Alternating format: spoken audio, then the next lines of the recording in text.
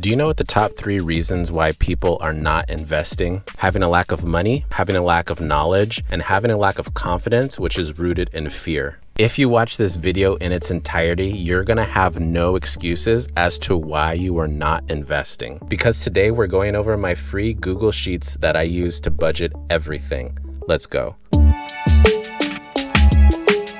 I'm Afro Senpai, and I'm a high school math teacher who has an obsession with financial literacy and helping others start their wealth building journey. My goal is to help staff and faculty in education build their wealth so they have more options in life and in retirement. And as we dive into this Google Sheet, I'm gonna have a link in the description for you so you can download this sheet yourself. You'll just have to follow these directions on how to download your own copy before you can put in your own numbers like you see right now. Let's first start by putting on our name, because this is big time. Okay, and then let's blow this up a little bit. This is our empire. This is breaking down everything that this empire is going to be doing. It's tracking all of our money.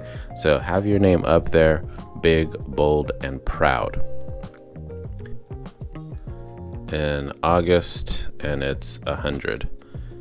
And let's say you pay your home insurance once a year. And let's say that's 1,000.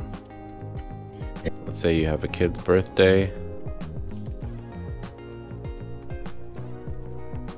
And you're gonna spend 300 on them. Party, food, gifts, whatever. And then you have your other kid, and you're spending 300 as well. So it's gonna say that you need to start your budget. So you need to create a different savings account, and this is gonna be your annual savings account, whatever you wanna call it. You need to start with 145, and then every single month, if you put away 142, you're never gonna be in a situation where you're having to put an excess amount of money on a credit card because the money's not there. So now what it's automatically done is filled in the fact that you're putting in 142 into savings. This automatically tells you that you need to have a starting amount of money of 145. And then any other savings account that you have for emergencies, you can put down here. So you can change this up to maybe you have an Ally savings account, maybe another one you have at Chase. Whatever you want to do, fill it in here, and then put in the different amounts that you're actually budgeting. And I have a different column for budget and actual, because sometimes, let's say your plan is to put in X amount of money, but Y amount of money actually gets put in. So you'll have what is supposed to happen and what is actually happening, so you can kind of figure out, am I sticking to my budget? Am I doing what I'm supposed to do? So next we're filling in your income.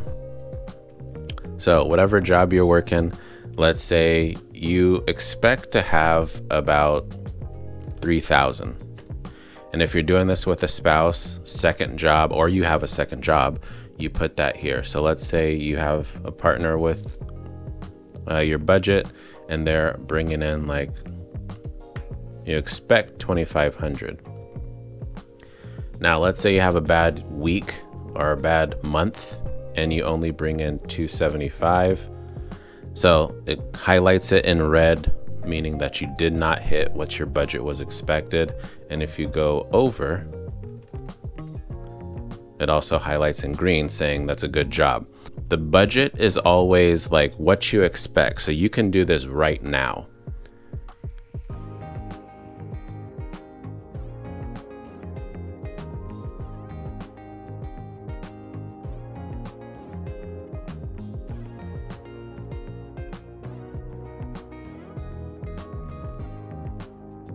If you have extra side hustles, you put those down here.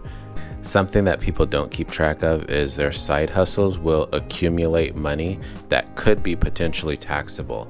So if you have, let's say you have a side hustle and it brings in $800 for that month. This up here is going to tell you that you need to reserve about $240 for your taxes. Because if it's earned income and you're not allocating money, you're not withholding money for taxes, when it comes tax time, you don't want to be dipping into a credit card. You don't want to be dipping into your emergency funds. So you're having a separate high yield savings account where you're just storing money away on your extra income, specifically reserved for taxes. And this other part where it says extra expected bills, 0, that's because when we did our periodic expenses, nothing showed up for July. So this code right here recalls whatever current month it is, and then this code right here pulls everything from periodic expenses into that particular file. So when I have, let's say we have a bill for $500 in July, now it's going to show me that in July we have $500, and then over here this is added to our monthly bills because it's something that we have to keep track of. So you're going to log into your bank, and then you're going to look and see how much your expenses actually are. So this first part, figuring out the budget, is going to be the most labor intensive, but then after you do it the first time, it's going to become easier and easier. So if you know what your mortgage or your rent is, you can just plop that in. So let's say you're at $1,250. Look at your utility statement. Let's say it's $300, and then you're just filling in this money. I don't know what you have. So on and so forth. And then I also like to put in the due date. So I left this little space here for you. I like to arrange mine in order from like the first of the month to the last of the month, but you can do, you do your own thing. And then these are typical monthly bills that people have. If you have more bills that you have to keep track of, you put them here. So the budget's kind of set in stone. This is like your actual goal. This is what you want. And then moving forward, you want to check to see, am I actually on budget? So you're going to go in again to your bank. Was this amount the amount that I thought it was going to be? Was utilities the same?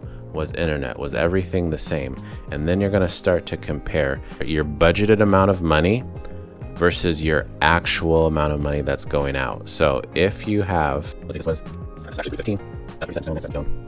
Use all your money for that, 1.5. Let's say this one, it's actually 350. Then we're going to start to see if we have some actual cash flow left at the end of the month. For monthly expenses, those are going to be the things that have more money attached to them, and it's not necessarily a set price every single time. How much you're spending on groceries, how much you're spending on going out, like if you go clubbing, if you go to the movies, gas, pets, restaurant dining versus fast food dining versus you're just staying at home doing DoorDash, coffee, apparel, grooming, getting your hair cut, different hobbies you have, online shopping. We want to be able to track all this. And vices are your addiction. So if you are a smoker, if you do some recreational drugs, I also want to put that in there because you want to know how much of that money is being siphoned somewhere and you're not actually having access to it because it's an addiction for you, to give you a little bit more motivation to hopefully stop and do something productive with that money. So let's fill in, 100, boom, 200, boom. Some of you, your coffee is 500, and this is the one that you really need to keep track of. You gotta set an actual budget for yourself, and if you run out of that money, you run out of that money. You don't go and get a coffee when you don't have the money for a coffee. If you know you're running low on that amount of money, make the coffee yourself. I know it might not taste as good, but you need to be saving money. And for something like groceries, when I know I'm not gonna just do all my grocery shopping in one session, I'm gonna come up here and I'm gonna put like equals 45. So I went to Safeway and it was $45 that first trip. And then I go back into Safeway and I'm doing something like a $60 purchase. And then it'll start to accumulate and show me how much money I'm actually spending in my groceries. And so as you start to fill in these different tabs here, you're gonna start to see how much money is going every which way.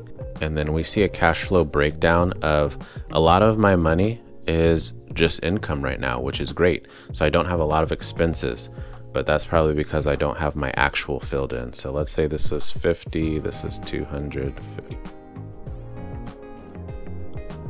Okay, this tells me, am I on track with my budgeted money versus my actual money? So here we see that we're only budgeted for this much, but we've outpaced what we were supposed to do. I've gone over the amount of money that I had for my bills.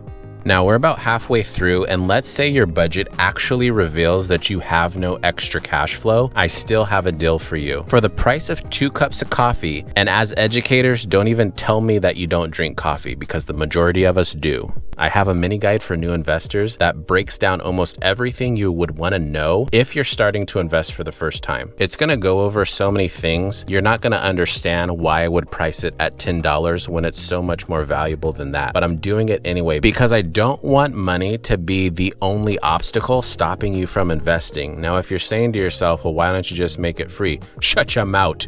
I'm kidding. But once you download something for free, what are the odds that you actually use it? If you're like me, you download the free stuff, you maybe look at the first page and then you don't go back to it. By putting at least $10 in, you're putting skin in the game, and then you're actually going to be using it because you've sacrificed $10 of your own money for this resource. So pick one day out of the week, don't get coffee, you have $5. The next week, pick another day, don't get coffee. Now you can buy the mini guide. And here's the best thing about buying the mini guide. On slide 42, you're gonna have access to how to comment correctly on the posts that I have on my social medias every month that gets you access to $25. I pick one person to send $25 to. And I have multiple people who have bought the mini guide but don't comment on my posts. So now there's $100 just saved up waiting for one person to call me on my bluff. Maybe people are thinking, no way, this guy's gonna send me $25, so they don't even try. Call my bluff. Let me put my money where my mouth is. It's like nobody wants this extra money. Not only did you pay $10 for this thing, the first person who comments correctly is gonna get $100. Then it goes back to the $25 giveaway every single month. So if you're the only one posting every single month on the socials, you're gonna have $25 that you can use to invest. So now there's no excuse of you don't have any money to be investing. And if you're still saying to yourself, well, $10 is a lot of money and I don't really know what's in the mini guide, I have a free preview of the mini guide. The top 3 reasons why people are not investing. Lack of money, I just solved that for you. Lack of knowledge, I just solved that for you with the mini guide. Fear of the market crashing, I also have that solved for you in the mini guide because I talk about what happens when the market goes crazy. I've thought of everything for you so you cannot make an excuse. Let's get back to it. So let's say we have another savings account and our goal is to just put in $250. And we're actually putting in $250. And then for this one, we have to be putting in $184 if we want to be on pace to have money for all of our annual expenses, our semi-annual expenses. So let's just say, because I like to have increments of 5, we're putting in $1 extra at $185. This is our liabilities versus investing and giving versus savings. I wrote in my book about having 7, 20, 10. Now, if you can get the liabilities like your monthly expenses and your bills down to 50% so you can increase your investing, more power to you. Because we want to increase our investing and most of us would like to increase our giving. Savings, once you have like 3 to 6 months worth of your monthly expenses saved, you don't need to be putting money back into your savings, because your savings isn't doing anything other than being ready for a rainy day. So in the savings area, our first goal is to have $1,000 saved. So you're accumulating $250 every single month. That's great. Once you get done here, you check that off and you're good. The rest of the boxes are going to tell you how much money you should have saved. So if you just graduated high school and you don't really have a lot of skills under your belt, you're going to click here, and that's going to tell you need 12 months saved up. Whatever you have to pay for, that's what you want saved up. You're not going to hit that anytime soon, and that's okay, but you should be saving up constantly so you have that. Now, if you have some college, you can click here, you can uncheck that, and now you might only need 9 months. If you have some high in-demand skills, you might only need 3 months, because the reason these numbers are going down is if you have high in-demand skills, you're going to get a job quickly, so you're not going to need to rely on those savings accounts as much. I like to have the goal of having 12 months saved just in case I want to take a mini retirement / vacation. I'm going to have that money saved up and ready. So you're going to input the goal. How much do you want? This one can come from annual total. You're never actually going to hit that because you're going to constantly be depleting that money, but you're looking in your bank account and you're saying, how much money do I have? And let's say right now we have 500. That's great. Savings account here. How much is in the total? Let's say we've been accumulating and we have $500 right now, but we want at least 10,000 in this account. And then let's say we want another account that has about 25,000. So this right here is your goal, which is our monthly income, but times however much this number is. Now, if you have a student loan, you would know how much money you have to spend each month. So let's say it's $250, you're putting away $250. What's the overall balance of your student loan? Let's say you have $20,000 that you still have to pay off. And then every so often come back and decrease the balance as you're continuing to pay off that loan. If you have any personal loans, put them here. If you have credit card debts, put them here. So your budget would probably be your minimum payment. Your actual could be 50 or above, and then balance whatever is on your credit card. And then this is going to monitor your debt to income ratio. Your debt to income ratio dictates whether or not a bank is going to be willing to lend to you. And let's say you blow up and you have like 500,000 and you have a minimum payment of 6,000. Your debt to income ratio measures your gross income versus your monthly payments. So when you have something like 6,000 and you're only bringing in 3K or 2K, then this is going to explode. And so it's telling you, bro, you need to reduce your debt. Let's say you fill this up and you have debt here. So it's going to tell you that you've got way too many loans out, and you may want to consider consolidating your loans. So if you have 5 different credit card balances out, that's 5 different interest rates that you have to keep track of every single month. Why not get a loan that might potentially be lower in interest, and then you can pay off all of your other debts with that loan and then just start to pay one loan back.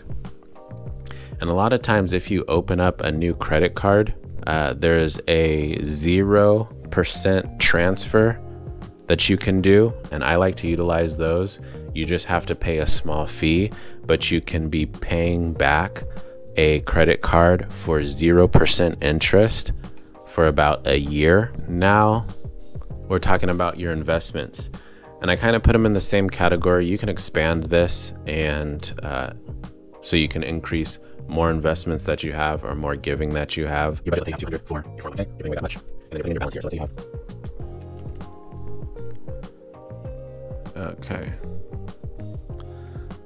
So fill in your different investing accounts. We've talked about the 401k, the deferred comp, and the Roth and the brokerage in the previous video.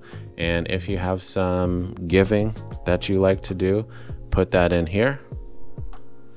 This area is also going to calculate and put up here your total investments. So at the very top, you're going to see total investments, total consumer debt, extra cash flow that you have, total savings, total expenses, total bills, and then total income.